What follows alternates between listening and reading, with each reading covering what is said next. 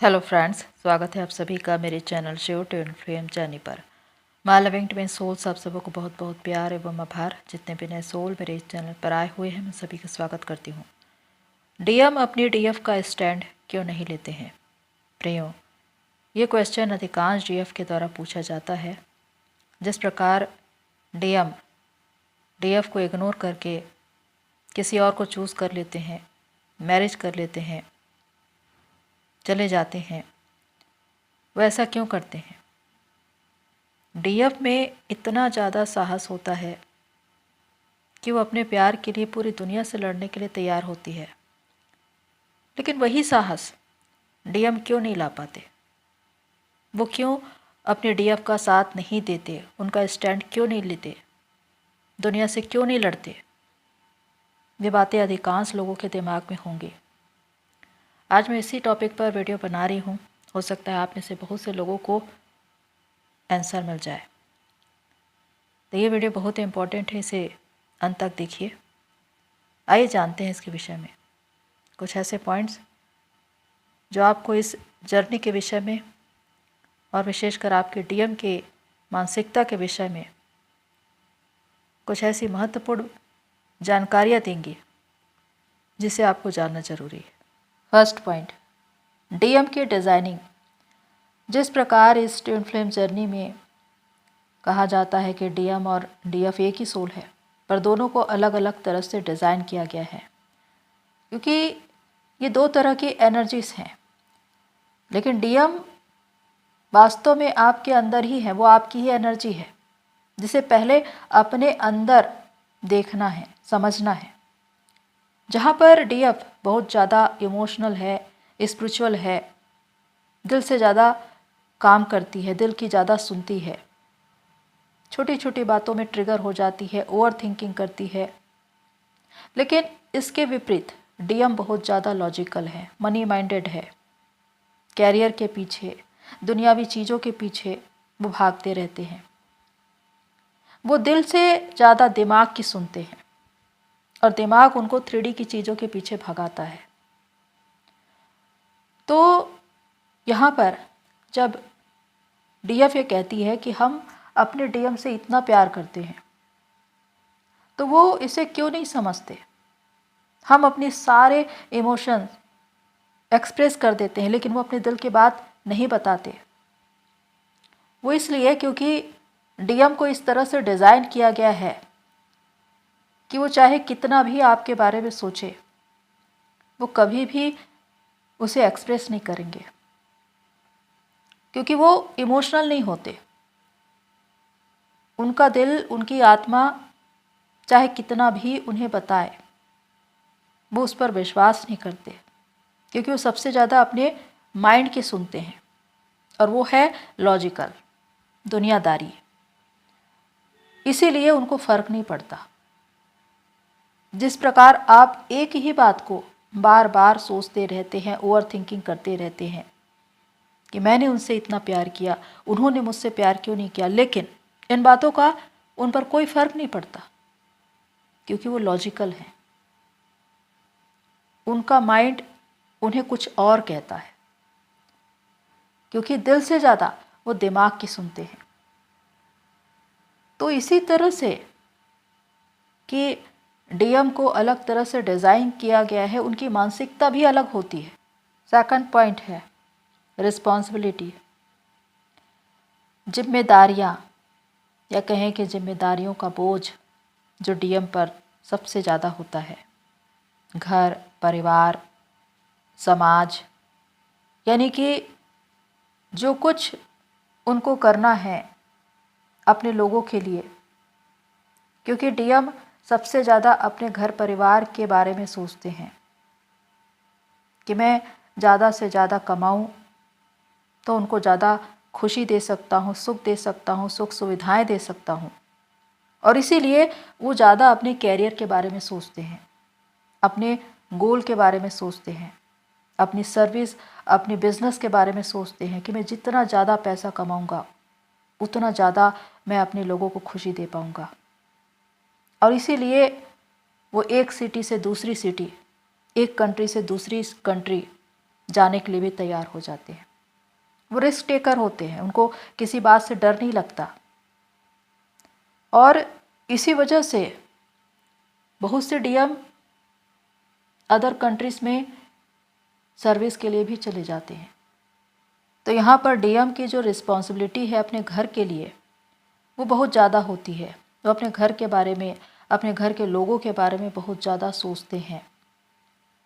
और यहाँ पर कहीं न कहीं उनके ऊपर एक दबाव होता है, एक प्रेशर होता है फैमिली का, सोसाइटी का, क्योंकि इनकी डिज़ाइनिंग इस तरह से की गई है कि हमेशा इनको यही लगता है कि लोग क्या कहेंगे, फैमिली क्या कहेगी, सोसाइटी क्या कहेगी।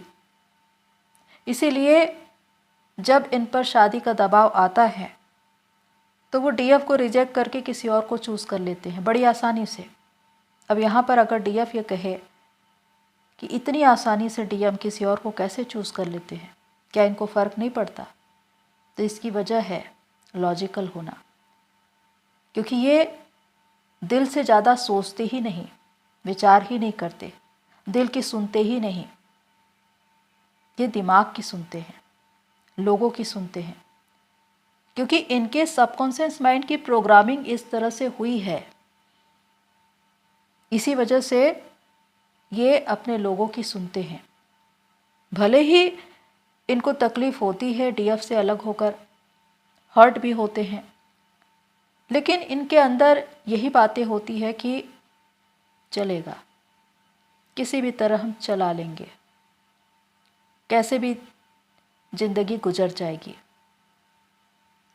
तो इस तरह से वो एक समझौता भी करते हैं, लेकिन इस बात को नहीं जानते कि वो इस जर्नी में है और जिनको वो रिजेक्ट कर रहे हैं वो डीएफ है, यानी कि उनकी सोल का हिस्सा, जिसको कभी भी वो भुला नहीं पाएंगे। इसीलिए मैरिज होने के बाद भी अधिकांश डीएम अपने डीएफ को कॉल और मैसेज करते हैं, उनके पास बार बार लौट कर आते हैं। क्यों? क्योंकि जिनको उन्होंने चूज़ किया है उनके साथ उनकी एनर्जी मैच होती ही नहीं है। उनकी एनर्जी सिर्फ अपनी डीएफ के साथ मैच होती है और वो डीएफ के प्यार को नहीं जानते, उनकी एनर्जी को जानते हैं, उनकी एनर्जी को समझते हैं कि वो उनको कितनी पॉजिटिविटी देती है, कितनी हीलिंग देती है। थर्ड पॉइंट है सोल की आवाज़ को न सुन पाना। जिस प्रकार डीएफ के अपर चक्रास एक्टिवेट होते हैं, डिवाइन से अलाइन होती है, और जब भी डिवाइन इस जर्नी के विषय में उनको बताते हैं, कन्वर्सेशन करते हैं, तो डीएफ उसे सुनती है, समझती है, सर्च करती है, अपनी जर्नी में आगे बढ़ती है। बहुत जल्दी वो अपने आप को हील कर लेती है, अपनी जर्नी में आगे बढ़ जाती है। पर इसके विपरीत डीएम के साथ क्या होता है, उनको ट्रस्ट इशू होते हैं, स्पिरिचुअल बातों पर विश्वास नहीं करते, तर्क वितर्क करते हैं, हर बात में प्रूफ ढूंढते हैं। इसीलिए इस जर्नी में रहते हुए भी वो भटकते रहते हैं। हालांकि डिवाइन समय समय पर उनको साइन एंड सिम्टम देते रहते हैं, लेकिन वो इसे समझ नहीं पाते, क्योंकि ये हमेशा 3D की चीज़ों से प्रभावित होते हैं और 3D की चीज़ों के पीछे ही भागते हैं। इसीलिए स्पिरिचुअल बातें इनको समझ में नहीं आती, उन पर वो इंटरेस्ट नहीं लेते, उनको कभी सर्च नहीं करते। इसलिए चाहे कितने भी संकेत उनके सामने आए, वो उसको समझ नहीं पाते और अपने सोल की आवाज़ को वो सुन नहीं पाते। होता यह है कि जब डीएम अपनी डीएफ को रिजेक्ट करके चले जाए या मैरिज कर ले, उसके बाद भी वो अपनी डीएफ को भूल नहीं पाते। उनका दिल, उनकी आत्मा बार बार डीएफ का नाम लेता है और डीएफ के साथ सोल कनेक्शन को बताता है। यहाँ पर डिवाइन उन्हें कई बार आगाह करते हैं इसके बारे में, लेकिन उनका लॉजिकल माइंड जो इन सारी बातों को नज़रअंदाज करता है, मानने से इनकार करता है, इसीलिए वो इसे समझ ही नहीं पाते, इस सोल कनेक्शन को। क्योंकि अब डीएम को भी लर्निंग की ज़रूरत है, उनको भी लेसन सीखने हैं, उनको भी जानना है, समझना है कि ये जर्नी क्या होती है। तो जब डीएफ अपनी जर्नी में आगे बढ़ जाती है और उसे पूरी कर लेती है तो डीएम का नंबर आता है। अब उन्हें सिखाने के लिए डिवाइन तैयार होते हैं, क्योंकि डीएफ खुद से एफर्ट्स लगा के अपने डीएम को अवेकन नहीं कर सकती। ये काम डिवाइन का है और ये एक डिवाइन टाइमिंग में होती है। जब परिस्थितियाँ विकट और कठिन होते जाते हैं, डीएम ट्रैप में फंसते जाते हैं और उस वक्त ऐसे लोगों के संपर्क में आते हैं जहाँ पर उनको ट्रिगर किया जाता है। ये समय होता है उनकी अवेकनिंग का। तो इसी वजह से उनकी जर्नी डिले होती है, क्योंकि कुछ ऐसे डीएम होते हैं जो स्पिरिचुअल बातों पर विश्वास करते हैं, पर कुछ ऐसे मटेरियलिस्टिक मैट्रिक्स डीएम, जिद्दी डीएम, जो इन बातों पर विश्वास नहीं करते, उनकी अवेकनिंग बहुत पेनफुल होती है, क्योंकि बार बार दिए जाने वाले साइन एंड सिम्टम्स को भी वो समझ नहीं पाते। 4th पॉइंट है पास्ट लाइफ कर्मा।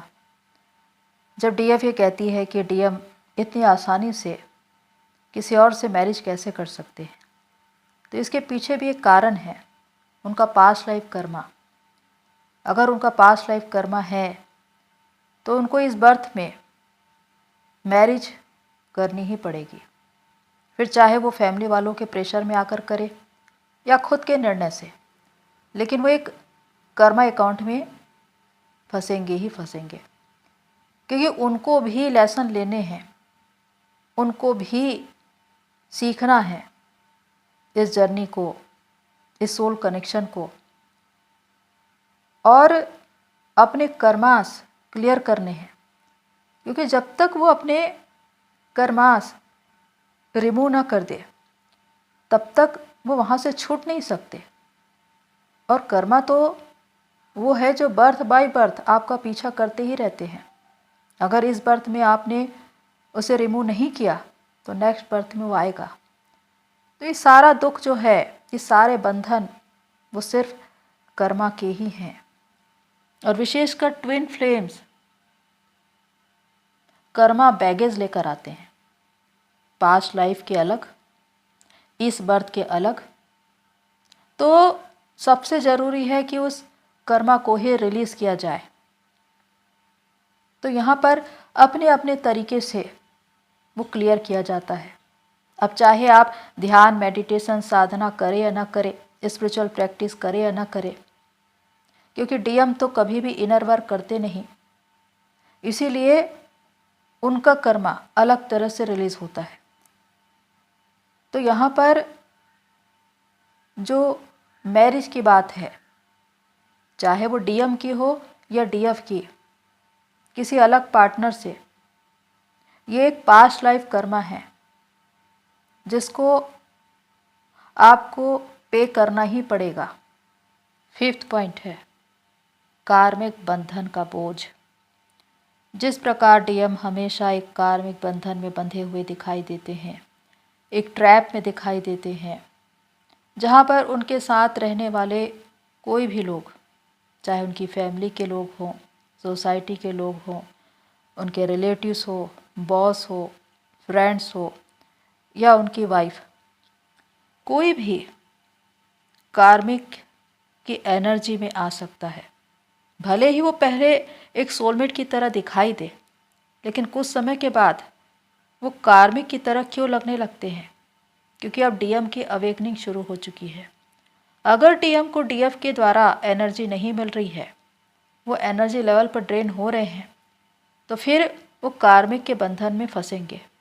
जितना ज़्यादा वो लो वाइब्रेशन में जाते जाएंगे, फिजिकली, मेंटली, फाइनेंशियली क्राइसिस के दौर से होकर गुजरेंगे, जिंदगी संघर्षपूर्ण हो जाएगी, हर जगह अवरोध उन्हें नज़र आएंगे, काम बन नहीं पड़ेगा और लोग ट्रिगर करना शुरू करेंगे।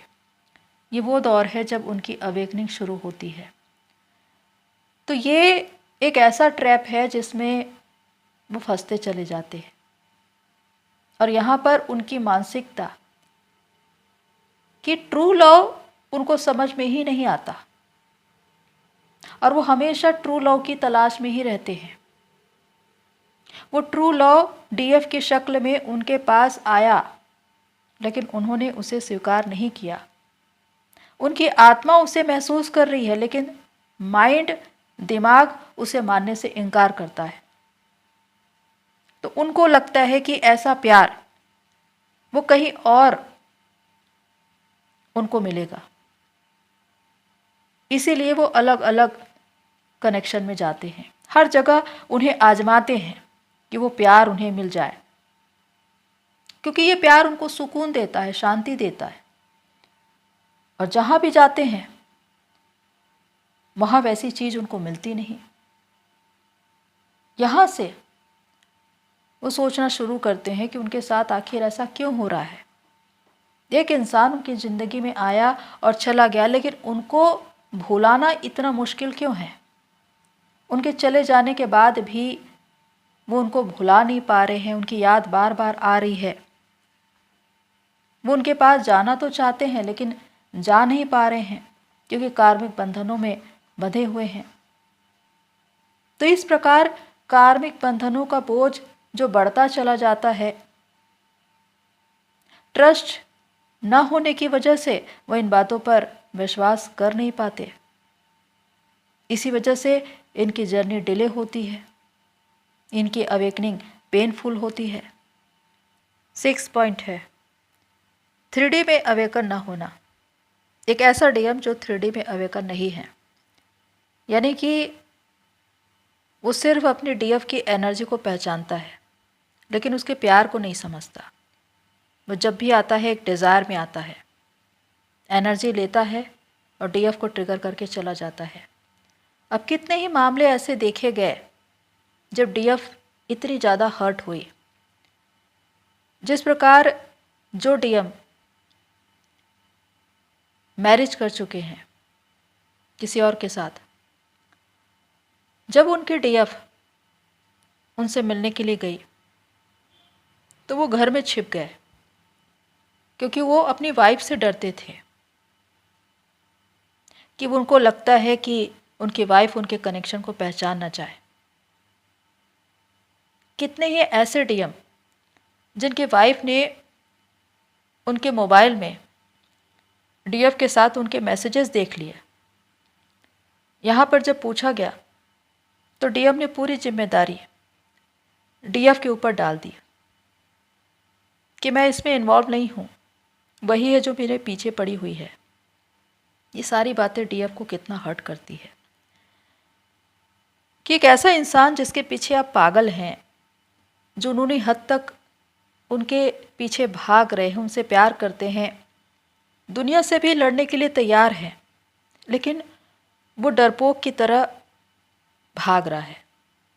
बहुत सी डीएफ अपने डीएम को डरपोक कहती है, कायर कहती है, पर ऐसी मानसिकता है क्यों? क्योंकि वो 3D में अवेकन नहीं है और तमाम प्रकार के कार्मिक बंधन से बंधे हुए हैं। लेकिन उनकी मानसिकता यहाँ पर क्या है, इसे समझना है। एक और जहाँ वो कार्मिक बंधन में है, अपनी फैमिली के साथ वो रहना चाहते हैं, क्योंकि जिम्मेदारी है, फैमिली को, सोसाइटी को दिखाना है, लेकिन उनके साथ रहना अच्छा नहीं लगता, क्योंकि उनकी एनर्जी मैच नहीं होती, उनकी एनर्जी उनको सुकून नहीं देती। तो सुकून कौन सी एनर्जी देती है? डीएफ के साथ। इसीलिए वो डीएफ के पास आते हैं उनकी एनर्जी के लिए, उनकी हीलिंग के लिए, कि एक और जहाँ कार्मिक अकाउंट भी बना रहे और दूसरी ओर डीएफ का साथ भी मिल जाए, थोड़ा रिलैक्स मिल जाए। यहाँ पर जो डीएफ तैयार है वो अपनी एनर्जी देती है, लेकिन परिस्थितियाँ वही की वही रहती है।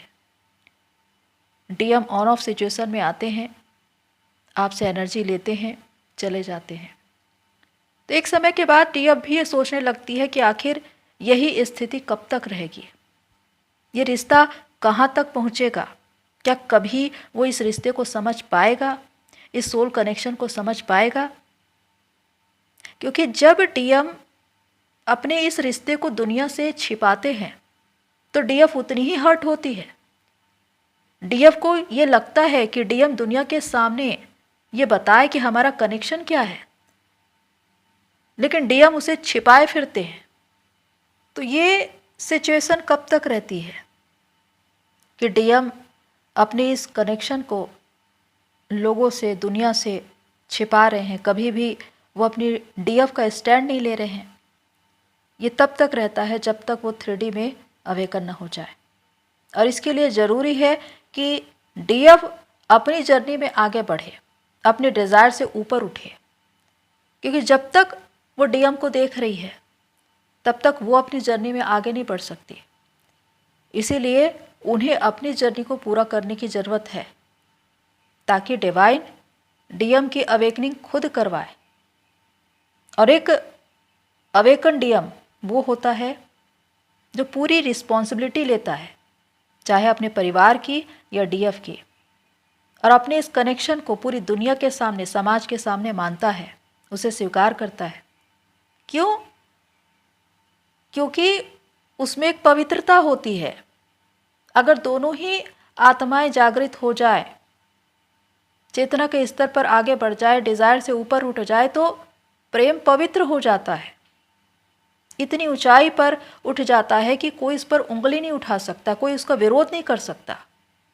इसीलिए तो कहा जाता है कि इस जर्नी में डिज़ायर से ऊपर उठना है, तब जाकर आपके इस प्रेम को दुनिया समझ पाएगी, उससे प्रेरित हो पाएगी।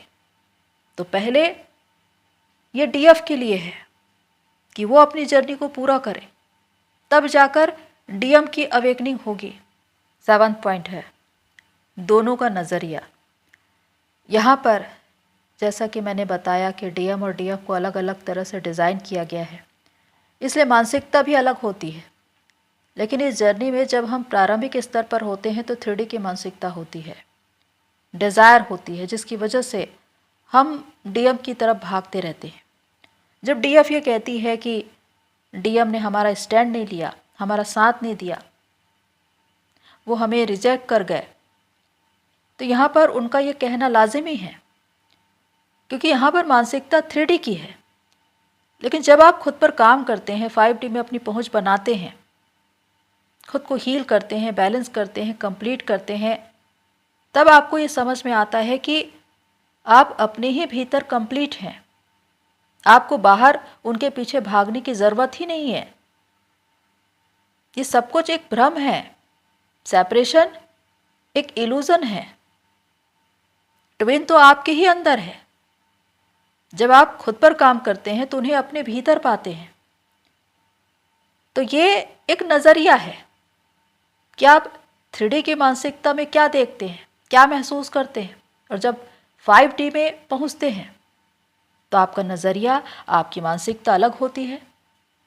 बस यही चेतना का स्तर है।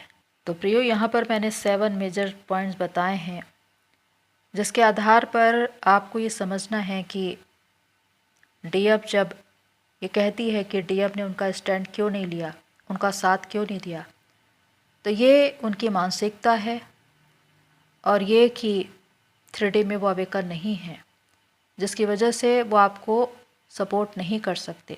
हालांकि 5D में वो हमेशा आपके साथ रहते हैं, आपको हेल्प करते हैं, मोटिवेट करते हैं, इस जर्नी में आगे बढ़ाते हैं। लेकिन 3D में वो आपको तब समझेंगे जब वो पूरी तरह से अवेकन हो जाएंगे। वो आपका स्टैंड तब लेंगे जब वो इस जर्नी को और इस सोल कनेक्शन को पहचान लेंगे, और इसके लिए उनकी अवेकनिंग ज़रूरी है। और ये अवेकनिंग डिवाइन टाइमिंग में डिवाइन ही करवाते हैं। वही है जो उनको इस जर्नी में चलाते हैं। तो यहाँ पर ये समझना है कि डीएफ प्रश्न कर सकती है कि डीएम ने उनका साथ क्यों नहीं दिया, उनका स्टैंड क्यों नहीं लिया, लेकिन परिस्थितियाँ क्या है, उनकी मानसिकता क्या है, इन बातों को देखना है। क्योंकि जैसे जैसे समय गुजरता चला जाता है, चेतना के स्तर पर आप आगे बढ़ते चले जाते हैं, खुद पर काम करते चले जाते हैं, वैसे वैसे आपकी अवेकनिंग होती जाती है। और जब आप खुद पर काम करते हैं तो इसका इफ़ेक्ट आपके ट्विन पर भी पड़ता है और वो भी इन तमाम बातों को समझ पाता है। तो प्रियो, होप सो सारी बातें आपको हेल्प करें। आज के लिए इतना ही, फिर मिलते हैं नेक्स्ट वीडियो में। तब तक के लिए take care and God bless you all. मेरी सोल फैमिली, आप सभी की जर्नी पूरी हुई।